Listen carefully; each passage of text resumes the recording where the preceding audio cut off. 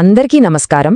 ఈరోజు మనం రామాయణంలోని ఒక అత్యంత కీలకమైన ఉత్కంఠభరితమైన ఘట్టం గురించి మాట్లాడుకుందాం. అదే సీతాన్వేషణ. ఇది కేవలం ఒక వెతుకులాట కథ మాత్రమే కాదు. ఇది విశ్వాసం, ధైర్యం, ఇంకా అపారమైన భక్తికి సంబంధించిన ఒక గొప్ప గాథ అన్నమాట. మనం ఇప్పుడు చెప్పుకోబోయే ఈ కథ మొత్తం వాల్మీకి రామాయణం ఆధారంగానే సాగుతుంది. అంటే ఆ మూల గ్రంథంలోని సారాంశమే ఈ విశ్లేషణ. సరే, ఈ అద్భుతమైన ప్రయాణాన్ని మనమొక 5 ముఖ్యమైన దశలుగా చూద్దాం. ముందుగా సీత కోసం అన్వేషణ ఎలా మొదలైందో చూస్తాం. తర్వాత హనుమంతుడి సాహసోపేతమైన సముద్రలంఘనం. ఆ తర్వాత అశోకవనంలో సీత దర్శనం, రాముడి సందేశాన్ని సీతకి చేరవేయడం, దానికి ఆమె ఎలా స్పందించారు, ఇక చివరగా ఈ మొత్తం సంఘటన రాబోయే యుద్ధానికి ఎలా సంకేతంగా మారింది. ఇలా ప్రతి ఘట్టాన్ని మనం వివరంగా తెలుసుకుందాం. ఇక కథలోకి వెళ్దాం. సీత అపహరణకు గురయ్యారు. శ్రీరాముడు ఆయన ఎంతకి దుఃఖంలో మునిగిపోయారంటే మాటల్లో చెప్పలేం. కాని ఆ తీవ్రమైన బాధ నుంచే ఒక గొప్ప కార్యాచరణ మొదలైంది. రాముడు వెంటనే తన మిత్రుడైన సుగ్రీవుడికి ఆజ్ఞ జారీ చేశారు, సీతను వెతకమని. ఇదేదో చిన్న ప్రయత్నం కాదు, ఒక పెద్ద ఎత్తున జరిగిన అన్వేషణ ఇది. సుగ్రీవుడి ఆజ్ఞ అందగానే మొత్తం వానర సైన్యం బృందాలు బృందాలుగా విడిపోయి అక్షరాల 4 దిక్కులకు బయల్దేరారు. ఇది ఒక అపూర్వమైన అన్వేషణకు నాంది అన్నమాట. అయితే ఈ అన్ని బృందాల్లోనూ ఒక బృందం చాలా చాలా కీలకమైనది. అదే దక్షిణ దిశగా వెళ్లిన బృందం. ఎందుకంటే రావణుడు సీతను దక్షిణ దిశగా తీసుకువెళ్లాడనే ఒక బలమైన సమాచారముంది. అందుకే ఈ మిషన్ కోసం ఎవర్ని పడితే వాళ్లని పంపలేదు. హనుమంతుడు, అంగదుడు, జాంబవంతుడు ఇలాంటి మహాయోధులతో కూడిన బృందాన్ని పంపారు. అంతేకాదు, రాముడు ప్రత్యేకంగా హనుమంతుణ్ణి పిలిచి మాట్లాడారు. ఆయన కళ్లల్లోకి చూసి తన పూర్తి నమ్మకాన్ని ఆయనపై ఉంచారు. హనుమా, ఈ పని నువ్వు మాత్రమే చేయగలవు అని చెప్పడం ద్వారా ఆ కార్యం ఎంత ముఖ్యమైనదో స్పష్టం చేశారు. ఆ ఒక్క మాట, రాముడి ఆ నమ్మకం, అదే హనుమంతుడికి కొండంత బలాన్నిచ్చింది. సరే, నమ్మకముంది, బలముంది. కాని సీత దగ్గరికి వెళ్ళాక తను రాముడి దూత అని ఎలా నమ్మించాలి? మాటలు సరిపోవు గదా.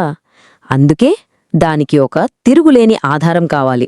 అప్పుడే రాముడు తన ముద్రిక ఉన్న అంగుళీయాన్ని, అంటే ఉంగరాన్ని హనుమంతుడికి ఇచ్చారు. దీన్ని చూపిస్తే చాలు, తానే రాముడి దూతనని నిరూపించుకోవచ్చు.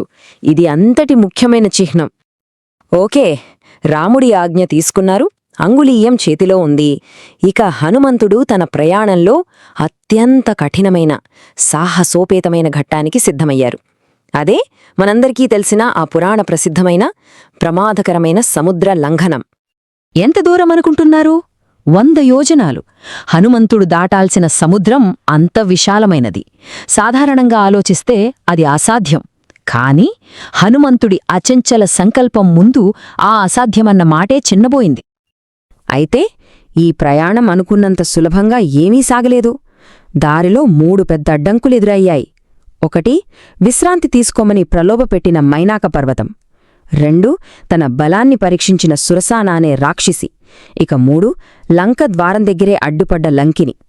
కాని హనుమంతుడు తన శక్తితో, అంతకుమించి తన యుక్తితో వీళ్లందర్నీ దాటుకుని ముందుకు సాగారు. అలా అన్ని అడ్డంకుల్ని అధిగమించి ఫైనల్గా హనుమంతుడు లంకలో అడుగుపెట్టారు. ప్రయాణంలో ఒక పెద్ద భాగం పూర్తయింది. కాని అసలు సిసలైన అన్వేషణ శత్రువుల కోటలో ఇప్పుడే మొదలైంది. ఇక లంకలో అడుగుపెట్టాక హనుమంతుడి అసలైన పని మొదలైంది. ఇది కేవలం బలానికి సంబంధించిన పని కాదు, చాలా సున్నితమైన కార్యం. శత్రువుల కళ్ళుగప్పి సీతను కనుక్కోవడం. హనుమంతుడు ముందుగా రావణుడి వైభోగమైన అంతఃపురమంతా వెతికారు. ప్రతి మూల వెతికారు. కాని సీత జాడ ఎక్కడా కనిపించలేదు. దాంతో దాదాపుగా నిరాశావరించింది. సరిగ్గా అప్పుడే ఆయన కంట ఒక అందమైన అశోకవనం పడింది. బహుశా అక్కడేమైనా ఆశకిరణం కనపడుతుందేమో అనిపించింది. ఆయన అనుకున్నట్టే అక్కడే ఒక అశోక చెట్టు కింద సీతమ్మ కనిపించారు. కాని ఆవిడను చూసిన హనుమంతుడి గుండె తరుక్కుపోయింది. ఆమె పరిస్థితి ఎంత హృదయవిదారకంగా ఉందంటే, పూర్తిగా చిక్కిపోయి బలహీనంగా మాసిపోయిన బట్టలతో చుట్టూ భయంకరమైన రాక్షసుల కాపలా మధ్య తీవ్రమైన దుఃఖంలో మునిగిపోయున్నారు. ఆ దృశ్యం ఎవరికైనా కన్నీళ్లు తెప్పిస్తుంది. సరే, సీతమ్మనైతే చూశారు, కాని ఇప్పుడు హనుమంతుడి ముందు మరో పెద్ద సవాలుంది. ఆమెను ఎలా పలకరించాలి? భయపడకుండా తనని నమ్మేలా ఎలా చేయాలి? ఇది చాలా సున్నితమైన, కీలకమైన ఘట్టం. ఒక్కసారి ఆలోచించండి. అంతటి దుఃఖంలో ఉన్న ఆమె ముందు అపరిచితుడైన ఒక వానరం కనిపిస్తే భయపడొచ్చు, లేదా ఇది రావణుడి మరో మాయేమో అని అనుమానించొచ్చు. మరి ఇలాంటి పరిస్థితిలో హనుమంతుడు ఆమె నమ్మకాన్ని ఎలా సంపాదించారు? ఇక్కడే హనుమంతుడి అపారమైన తెలివి బయటపడింది. ఆయన నేరుగా వెళ్లి ఆమెను పలకరించలేదు. అలా చేస్తే భయపడతారని ఆయనకు తెలుసు. అందుకే చాలా జాగ్రత్తగా తను కూర్చున్న చెట్టుపై నుండే రాముడి ఉంగరాన్ని ఆమె ముందు పడేలా జారవిడిచారు. ఆ అంగుళీయకాన్ని చూడగానే సీతలో ఒక్కసారిగా ఆశ చిగురించింది. చూసారా, ఈ రెండు ఆనవాళ్లు ఎంత కీలకమో! రాముడి ఉంగరం హనుమంతుడు నిజమైన దూత అని సీతకు నమ్మకం కలిగించింది. అలాగే దానికి ప్రతిగా తాను క్షేమంగా ఉన్నానని, హనుమంతుడు తనను కలిశారని రాముడికి రుజువుగా సీత తన చూడామణిని అంటే శిరోరత్నాన్ని హనుమంతుడికిచ్చారు. ఈ రెండు ఆభరణాల మార్పిడితో వారి మధ్య నమ్మకం పూర్తిగా ఏర్పడిందన్నమాట. ఆ తర్వాత హనుమంతుడు రాముడి సందేశాన్ని సీతకు వివరించారు. రాముడు త్వరలోనే వస్తారు, మిమ్మల్ని రక్షిస్తారు అని ధైర్యం చెప్పారు. ఆ మాటలు, ఆ ఉంగరం ఇన్ని రోజుల నిరాశలో ఉన్న సీతలో మళ్లీ బ్రతకాలనే ఆశను చిగురింపజేశాయి. ఆమెకు ఒక కొత్త బలాన్నిచ్చాయి. అలా సీతకు ధైర్యం చెప్పి ఆమె ఆశీసులు తీసుకున్నారు హనుమంతుడు. వచ్చిన ముఖ్యమైన పని పూర్తయింది. కాని హనుమంతుడి పని ఇంకా అయిపోలేదు. ఇప్పుడు దూతగా వచ్చిన ఆయన యోధుడిగా మారాల్సిన సమయం వచ్చింది. అవును, ఆయన కేవలం సందేశం తీసుకువచ్చిన దూత మాత్రమే కాదు, అపారమైన శక్తిగల యోధుడు కూడా. అందుకే లంక నుండి తిరిగి వెళ్లే ముందు రావణుడికి ఒక గట్టి సందేశాన్ని, ఒక వార్నింగ్ను ఇవ్వాలని నిర్ణయించుకున్నారు. ఇది ఒక పక్కా వ్యూహం. ముందుగా రావణుడికి ఎంతో ఇష్టమైన అశోకవనాన్ని నాశనం చేసి అతన్ని రెచ్చగొట్టారు. తర్వాత అడ్డు వచ్చిన రాక్షస యోధుల్ని ఓడించారు. చివరగా, ఇది చాలా ముఖ్యం, రావణుడిని నేరుగా కలవాలనే ఉద్దేశంతోనే కావాలనే ఇంద్రజిత్తు చేతిలో బందీ అయ్యారు. చూడటానికి ఇది విధ్వంసంలా కనిపించినా దీని వెనుక ఒక స్పష్టమైన వ్యూహం ఉంది.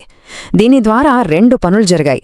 ఒకటి, శత్రువుల బలం ఎంత ఉందో అంచనా వేయడం. రెండు, రాముడి దూతకే ఇంత శక్తి ఉంటే ఇక రాముడొస్తే ఎలా ఉంటుందో రావణుడికి రుచి చూపించడం. ఇదొక హెచ్చరికన్నమాట. సో, చివరగా ఆలోచిస్తే రావణుడి లంకలో హనుమంతుడు చేసిన ఈ విధ్వంసం దేనికి సంకేతం? అది కేవలం కోపంతో చేసిన పని కాదు. అది రాముడి శక్తికి ఒక ప్రదర్శన, రాబోయే వినాశనానికి ఒక స్పష్టమైన హెచ్చరిక. ఈ ఒక్క చర్యతో ఒక భయంకరమైన, తప్పించుకోలేని యుద్ధానికి హనుమంతుడు నాంది పలికారు. ఈ వీడియో మీకు నచ్చినట్లయితే లైక్ చేయండి, షేర్ చేయండి, కామెంట్ చేయండి. అలాగే మన ఛానల్ని సబ్స్క్రైబ్ చేయండి. Thanks for watching.